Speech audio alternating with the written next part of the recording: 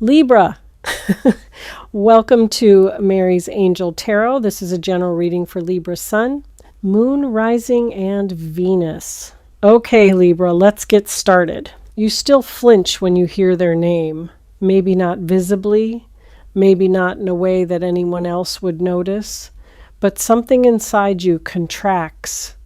A muscle you didn't know you had tightens somewhere between your ribs and your throat, and for a fraction of a second, the world tilts slightly on its axis and you're back there, back in the moment it happened. Back in the exact emotional coordinates of the day, your heart learned what it means to be handed back to you by someone you thought would hold it forever. You've done so much work since then.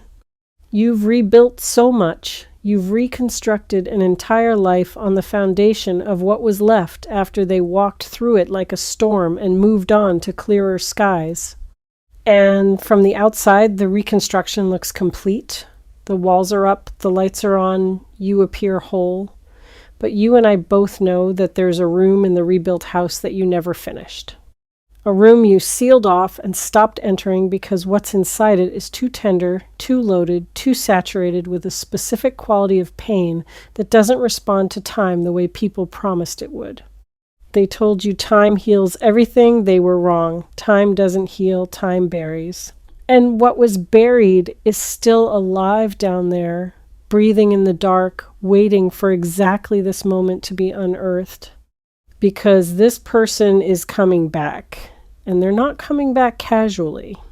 They're not sliding into your messages with a hey or showing up at the periphery of your life with some breezy, non-committal energy designed to test the waters without risking anything.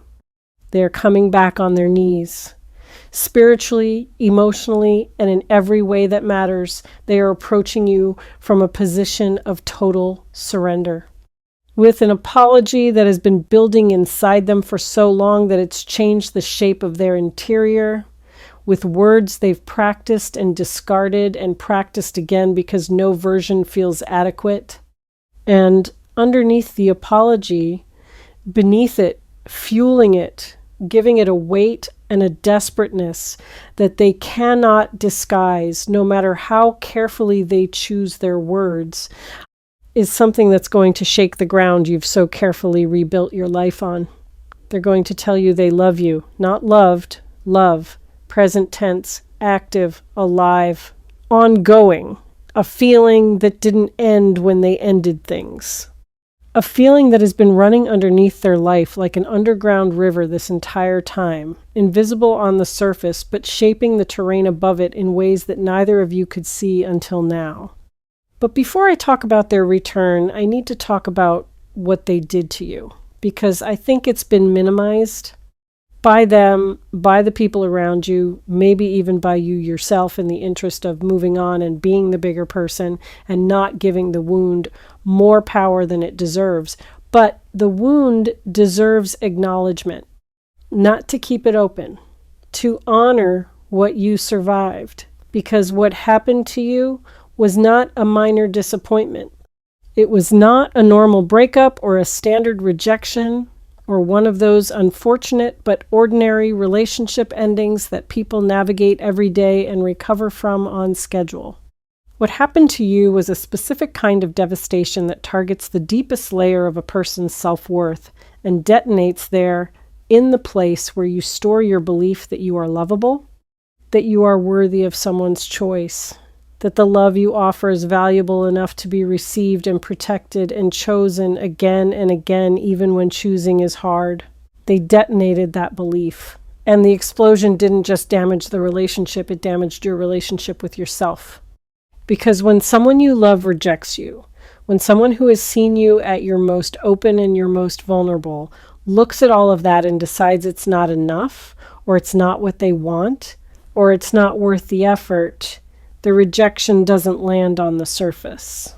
It bypasses every defense you have and goes straight to the core, to the place where you keep the foundational assumptions about your own worth, and it rewrites them, not loudly, quietly, surgically, so that afterward you're walking around with a revised operating system that you didn't install and didn't consent to an operating system that says things like, see, I told you, I knew this would happen. I knew that who I am isn't enough to make someone stay. And you've been running on that operating system ever since. You've been making decisions based on it, choosing partners based on it, holding back based on it. Loving at 70% instead of 100 because the last time you loved at 100, you got demolished and your system decided that the safest strategy was to never go all in again, to always keep something in reserve, to always maintain an emergency exit, to always love with one hand while the other hand grips the door frame, ready to catch yourself when the floor inevitably drops out. You've been calling that wisdom, calling it growth, calling it learning from your mistakes. But it's not wisdom, it's armor forged from wound. And the wound was inflicted by one specific person who is now, at this very moment, being crushed by the full, delayed, devastating weight of what they did. Let me tell you what happened to them. Because their story since the rejection is not the story you've been imagining. The narrative you've constructed, the one that helped you survive, is that they left and they were fine, that they moved on easily, that the thing that nearly destroyed you was, for them, a minor course correction, a brief discomfort, followed by relief, and then the resumption of a life that didn't particularly need you in it. That narrative was necessary. I understand why you built it, because the alternative, the idea that they left and also suffered, that they made this choice and immediately began drowning in the consequences of it, that possibility was too confusing and too painful to hold alongside your own devastation. If they suffered too, then the whole thing was pointless. If they suffered too, then why did they do it? The narrative of their indifference gave the rejection a logic, however cruel, that your mind could process. They left because they didn't care enough. Clean, simple, terrible, but at least coherent. The truth is not coherent. The truth is messy and contradictory and deeply, profoundly human in all the ways that make human behavior so maddening. The truth is that this person left you and was not fine, was never fine, was performing fine with such commitment and consistency that everyone around them, including you, bought the performance completely. But behind the curtain, behind the carefully maintained facade of someone who had made a clean break and moved on with their life, there was chaos. There was a person lying awake at 3 a.m. with your absence pressing on their chest like a physical weight. There was a person reaching for their phone to call you and then setting it down, and then reaching for it again, and then setting it down again. A cycle that repeated so many times it became a kind of ritual, a private liturgy of longing and cowardice performed nightly in the dark. They tried to replace you. I want to be honest about that because I think you deserve the full picture. And the full picture includes the parts that sting. They tried other people, other connections, other versions of the intimacy they walked away from. And every single attempt failed. Not dramatically, not in ways that made good stories or provided clear lessons. They failed in the quiet, devastating way that things fail when they're being compared to something incomparable. Every new person was measured against you, and every new person came up short, and the shortfall wasn't in their looks or their personality or their compatibility on paper. The shortfall was in the feeling. The specific, irreplicable, only happens once feeling that this person had with you and has never been able to find with anyone else. They kept looking for your frequency in other people's signals and finding static every time, without exception, until the searching itself became a kind of mourning. Each failed attempt a fresh reminder that what they had with you was not ordinary and could not be reconstructed with different materials.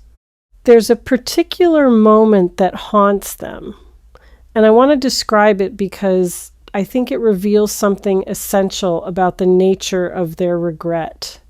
It's not a dramatic moment. It's not the moment of the breakup or the rejection itself. It's a moment from before. A moment from the time when things were still good, still intact, still wrapped in the particular warmth that your connection generated when it was functioning at its best. A small moment, the kind that seems insignificant when it's happening but takes on enormous weight in retrospect. Maybe it was the way you looked at them across a room. Maybe it was something you said, something tender and unguarded, something that revealed the depth of your feeling in a way that should have made them grateful, but at the time made them feel something more complicated, something closer to fear. Maybe it was the way you reached for them in the night, instinctively, unconsciously, your sleeping body seeking theirs, with an animal certainty that didn't need to be awake to know what it wanted. That moment plays on a loop in their memory. It has become the centerpiece of their regret museum, the exhibit they return to most frequently, the one they stand in front of with their hands at their sides and their throat tight, thinking, I had this. This existed. This was real. And it was mine, and I held it in my hands, and I opened my hands and let it fall. And the cruelty of the memory is that it's beautiful.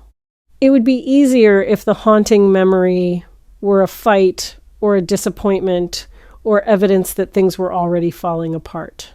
But the memory is beautiful. It's evidence of something that was working. Something that was alive and warm and worth protecting. And they didn't protect it. They let it go. And now the beauty of the memory is the very thing that makes it unbearable. Because beauty that you destroyed by choice is a different kind of loss than beauty that was taken from you by circumstance. Circumstance you can grieve. Choice you have to own. And the owning is eating them alive. I need to talk about the apology because the apology is coming, and it's important that you understand what it is and what it isn't before it arrives. This apology is not a performance. It's not a strategic move designed to get you back.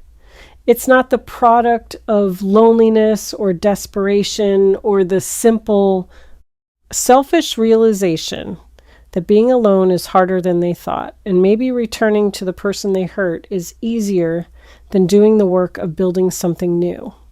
I know that's the interpretation your defense system will reach for first. It's the safest interpretation. It protects you from having to take the apology seriously. It allows you to dismiss it as manipulation, file it under too little too late, and continue walking forward without having to turn around and face the person standing behind you with their heart in their hands. But this apology is not that. This apology has been forged in a fire that has been burning inside this person for a very long time. And what the fire has burned away is everything that isn't true. The excuses are gone, the justifications are gone, the elaborate narrative they constructed to explain to themselves why leaving was the right choice, the mature choice, the necessary choice. That narrative has been incinerated by the slow, relentless heat of a truth they could no longer outrun, which is that they didn't leave because it was the right thing to do. They left because they were afraid of the depth of what they felt, afraid of the vulnerability that your love demanded, afraid of being seen as completely and as tenderly as you were seeing them, afraid, paradoxically, of getting exactly what they wanted, because getting what you want means you have something to lose, and this person had already decided long before they met you that loss was something they could not survive again. That's the wound beneath the wound. The original injury that predates you entirely. Somewhere in this person's history, probably early, probably in the formative years when the architecture of attachment was being built, they learned that love is a precursor to devastation.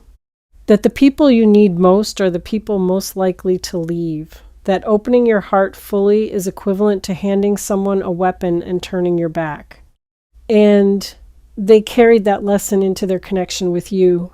And for a while, the connection was strong enough to override it. For a while, what they felt for you was louder than what they feared. But then the connection deepened. And the deeper it got, the louder the fear became. Until one day, the fear was louder than the love, and they did the thing that their wiring told them to do.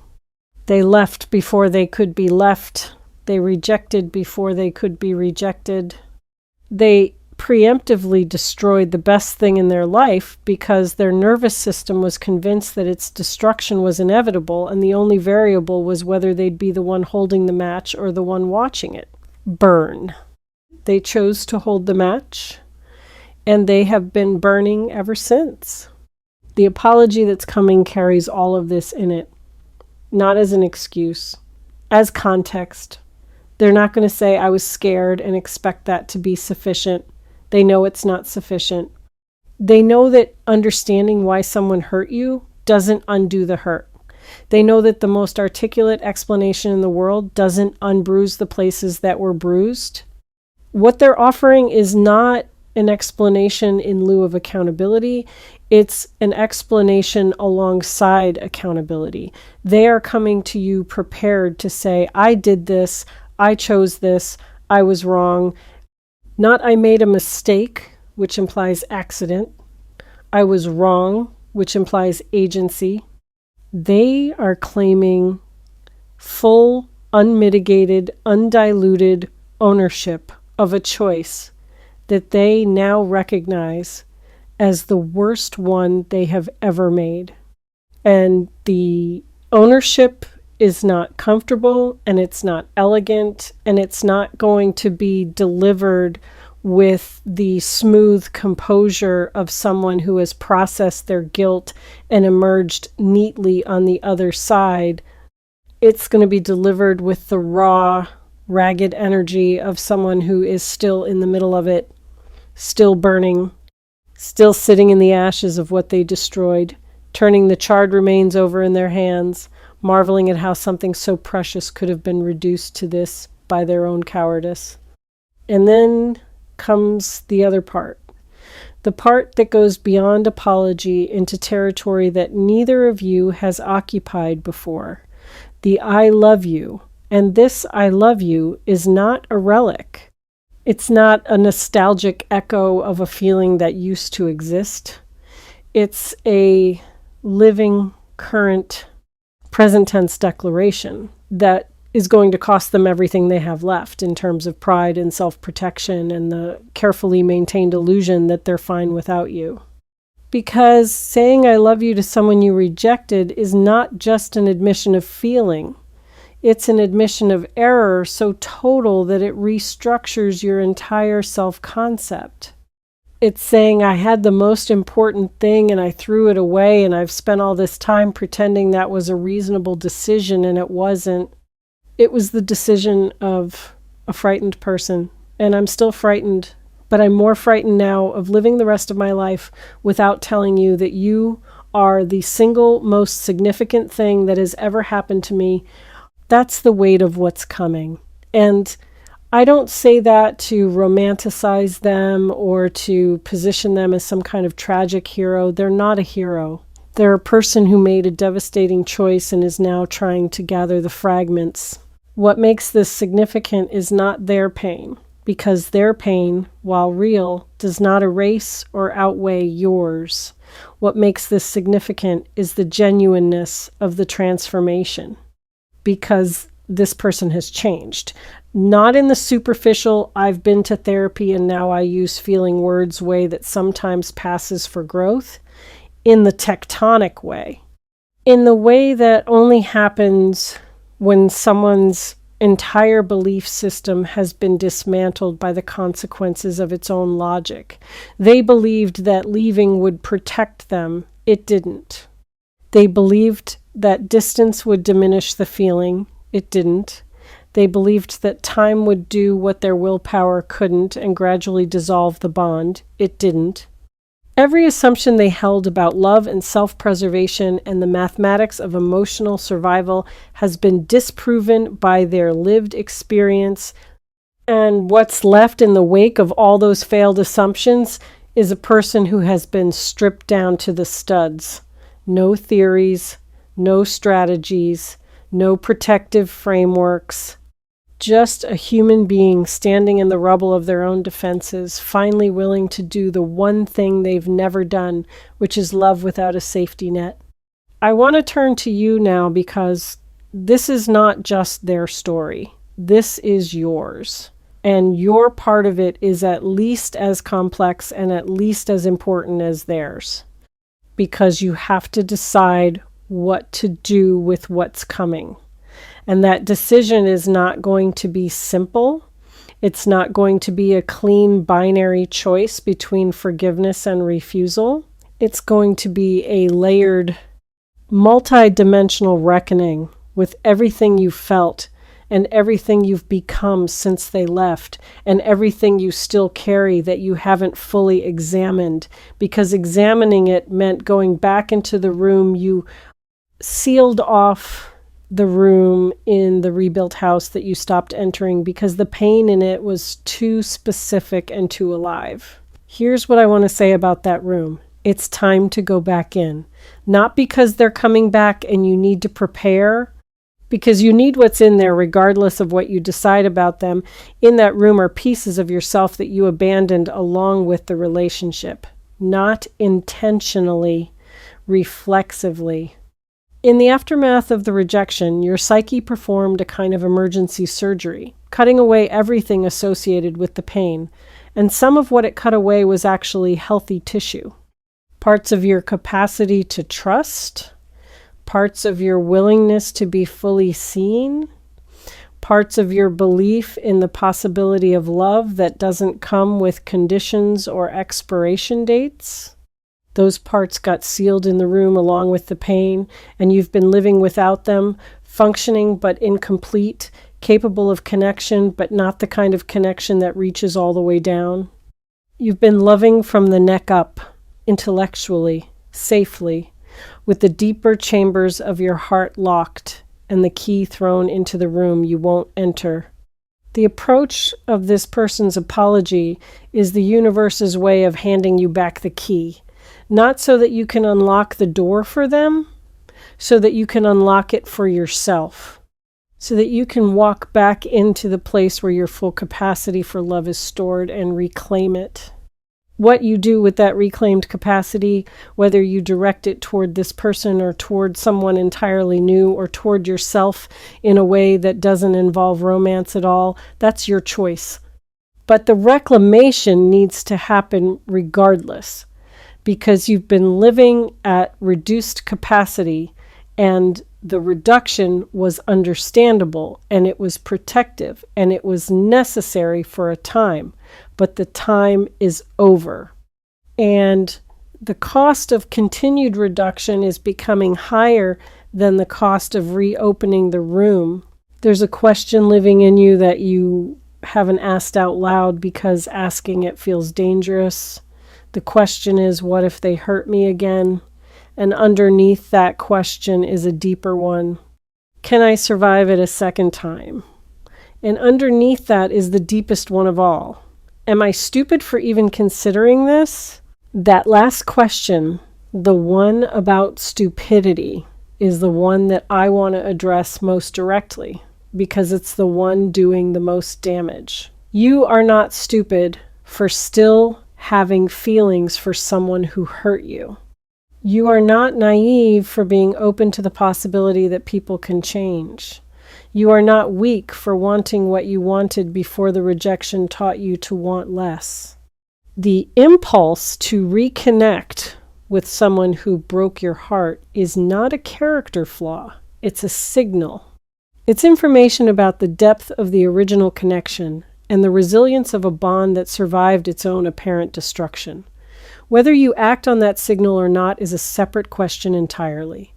But the signal itself is not evidence of weakness. It's evidence of a heart that still functions at full depth even after being given every reason to shallow out. Now let me tell you something about the way this apology is going to arrive, because the energy around the delivery is very specific. It's not going to come when you expect it. It's going to come in a moment of unguardedness, a moment when you're not thinking about them, not braced for contact, not wearing the emotional armor you've learned to put on whenever the possibility of their reappearance crosses your mind. You're going to be caught in one of those rare moments of genuine openness, the kind that only happen when your defenses take a coffee break, when the sentry at the gate of your heart steps away for just a second, and in that second, this person's energy is going to walk right through. It might be a message, it might be a phone call, it might be a physical appearance at a place you didn't expect to see them. But the delivery method matters less than the state you're in when you receive it. And the state is going to be open, accidentally, uncharacteristically, almost comically open, as though the universe specifically chose the one moment in your week when your walls were at their lowest to deliver the one message that requires you to be unwalled. That's not a coincidence. That's precision. The universe understands that if this apology arrived while you were armored, your defenses would intercept it, process it through the filter of your protective skepticism, and deliver a prepackaged verdict of too late or I don't trust this before the words even had a chance to land on unprotected skin. So the universe is engineering a moment of exposure, a crack in the schedule of your own guardedness. And through that crack, the truth is going to enter. What this person says to you is going to be imperfect. I want to prepare you for that because I think there's a fantasy version of this moment that you've been unconsciously harboring, a version where they say exactly the right thing in exactly the right way, and the words are so perfectly calibrated that they dissolve all your resistance and heal all your wounds in a single conversation. That's not how it's going to go. The words are going to stumble. The sentences are going to come out in the wrong order. They're going to start with something that sounds rehearsed and then abandon the rehearsal halfway through because the real emotion behind it is too large and too unwieldy to be contained in prepared speech. They're going to say something awkward. They're going to say something that doesn't quite hit the mark. They might even say something that inadvertently hurts, not because they're careless, but because the territory they're navigating is so emotionally dense that every step risks a detonation.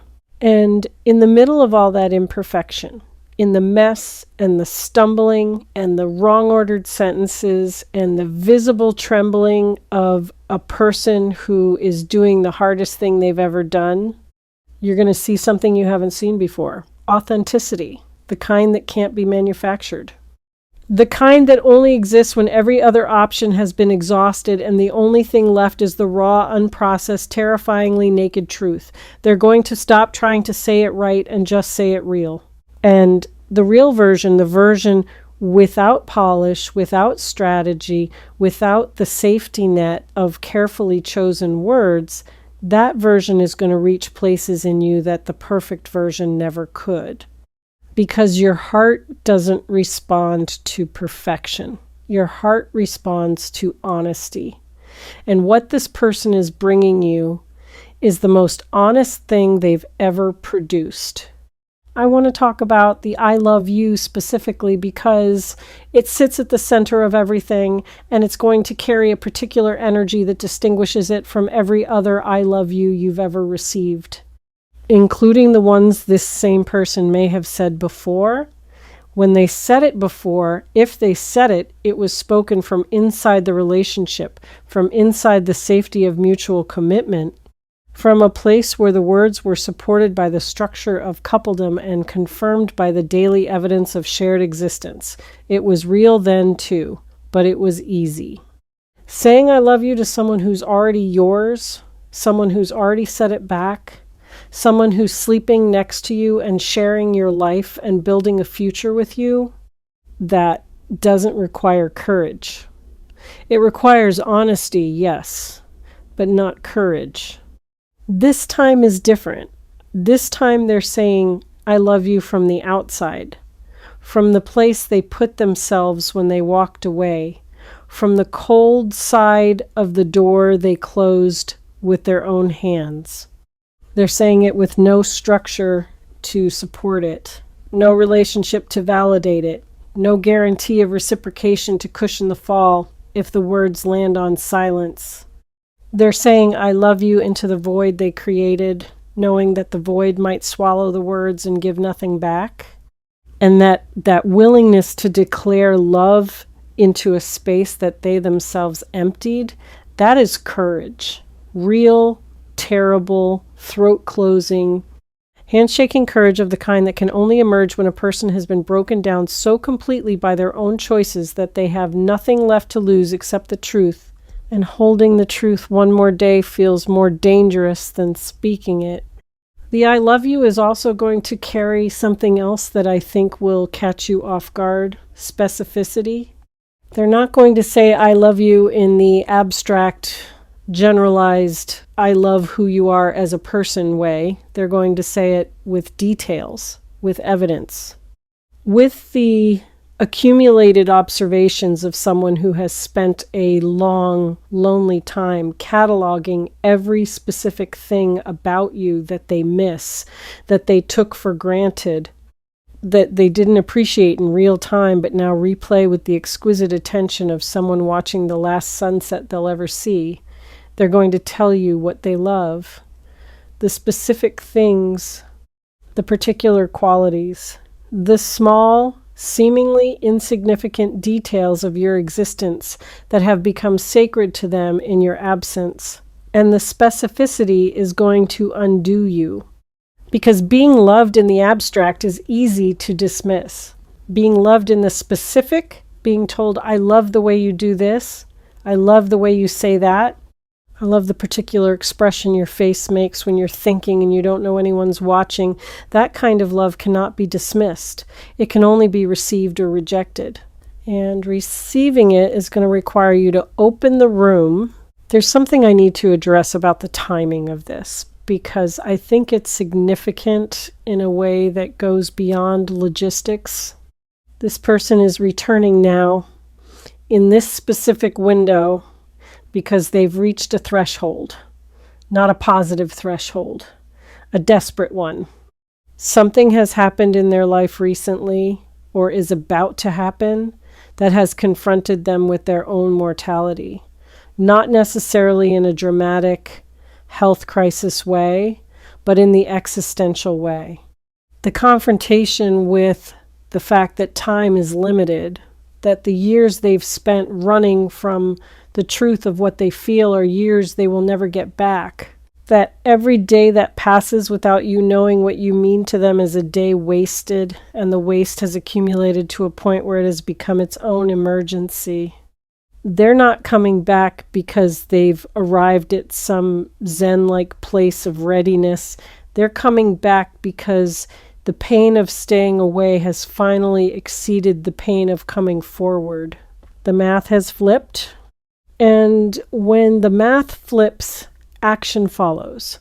Not with the grace of someone who has it all figured out, but with the urgent, stumbling energy of someone who is running out of reasons to keep standing still.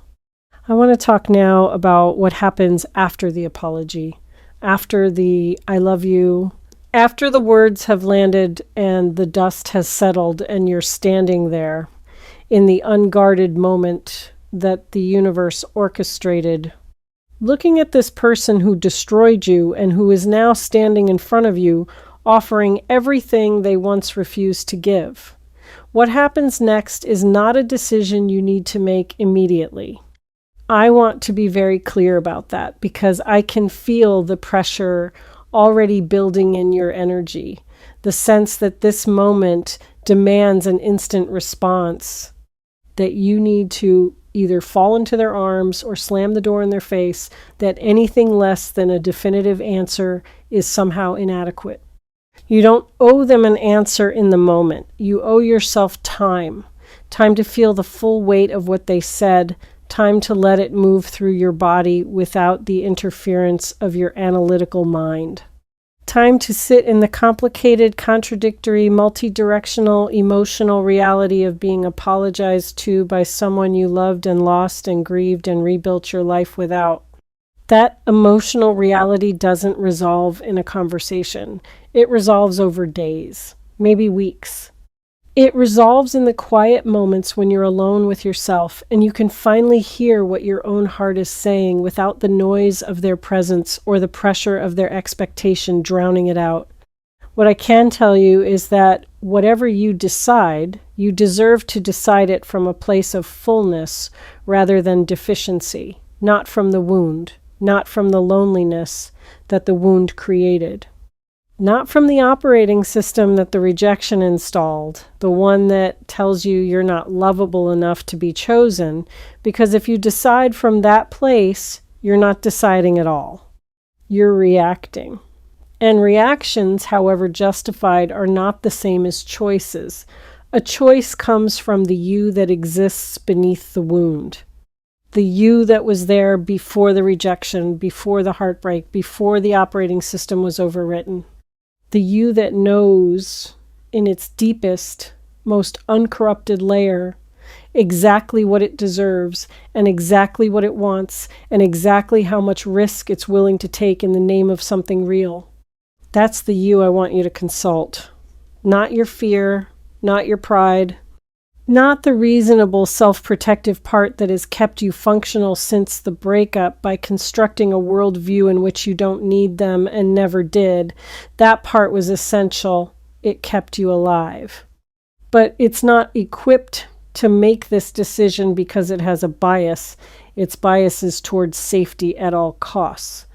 And some decisions, the most important ones, the ones that determine the trajectory of an entire life, cannot be made from safety. They have to be made from that terrifying, exhilarating, stomach-dropping place where safety ends and faith begins. I'm not telling you to take them back. I'm not telling you to refuse them. I'm telling you to go back into the room. The sealed room in the rebuilt house. The room you stopped entering because the pain was too alive. Go back in, open the door, step inside, and look at what's there, not with the eyes of the person who sealed it in a state of emergency. With the eyes of the person you are now, older, stronger, more scarred but also more wise. The contents of that room look different from this distance. The pain is still there, but it's not the only thing. Your capacity for love is in there too. Your willingness to believe in people. Your ability to hold complexity and contradiction and the full mess of human imperfection without needing to reduce it to a simple story with clear heroes and villains. All of that is in the room, and all of it is yours. This message reaching you through Mary's Angel Tarot is not telling you what to choose. It's telling you that a choice is coming and that you should meet it with your full self, not the reduced version. Not the armored version, not the version that decided in the aftermath of devastation that feeling less was safer than feeling everything. You deserve to feel everything. The anger and the tenderness, the betrayal and the hope, the very reasonable desire to protect yourself and the very unreasonable but very real desire to believe that this time, the love is strong enough to survive what the fear tried to kill. There's one more thing I want to say, and it might be the most important thing in this entire message. Regardless of what you decide about this person, regardless of whether you accept the apology or reject it or table it or let it sit on the counter while you figure out what to do with it, there is something you need to hear that has nothing to do with them and everything to do with you. You were never the problem. The rejection was never evidence of your insufficiency. The heartbreak was never proof that you loved wrong or loved too much or offered something that wasn't worth keeping. What you gave was extraordinary. The love you poured into that connection was one of the purest things that has ever existed in this person's life. And the fact that they couldn't hold it at the time was a reflection of their limitations, not your value. You were not too much. You were not too intense. You were not too available or too emotional or too invested. You were exactly what love is supposed to look like when it's genuine. And the only reason it wasn't received properly was that the person receiving it hadn't yet developed the capacity to hold something that real. They're developing that capacity now, painfully, belatedly, at a cost that they will be paying for a long time. But the development of their capacity does not retroactively validate your worth. Your worth was never in question. Your worth was established the moment you loved with your whole heart and continued to love, even when the love was not returned in kind. Your worth was demonstrated in the way you survived a heartbreak without becoming cruel, in the way you rebuilt without becoming closed, in the way you maintained, against all evidence and all instinct, a tiny, stubborn, almost defiant thread of openness in a heart that had every reason to shut down permanently. That thread of openness is why this message found you. It's why you're still here. It's why the universe is delivering this information to you now, at this exact point in your journey, through a channel that your guarded mind might not fully trust, but that your soul recognizes as real. The thread held through all of it, the rejection, the grief, the rebuilding, the armor, the sealed room, the reduced capacity, the midnight ache that still visits sometimes when you're too tired to defend against it. Through all of it, the thread held. And it's that thread, that impossibly thin, impossibly strong filament of willingness to remain open to love even after being devastated by it, that is about to be rewarded. Not with a guaranteed happy ending. The universe doesn't deal in guarantees. But with an opportunity to stand in the full truth of a moment that contains both heartbreak and hope, both memory and possibility, both the person who hurt you and the person they're becoming, and to choose from the deepest, most uncorrupted, most courageous part of yourself what happens next. The apology is coming. The I love you is coming. The ring, whether literal or metaphorical, the symbol of someone's willingness to commit everything they have to the correction of their greatest mistake. That is coming too. And when it arrives, you will be ready. Not because you've planned for it, not because you've rehearsed your response, but because you, the real you, the full you, the you that survives everything and remains open despite everything, that you has been ready all along, waiting in the sealed room, breathing in the dark, holding the thread. It's time to open the door. All right. Thank you so much for watching Mary's Angel Tarot. Take care of your energy, and I'll see you in the next reading. Bye.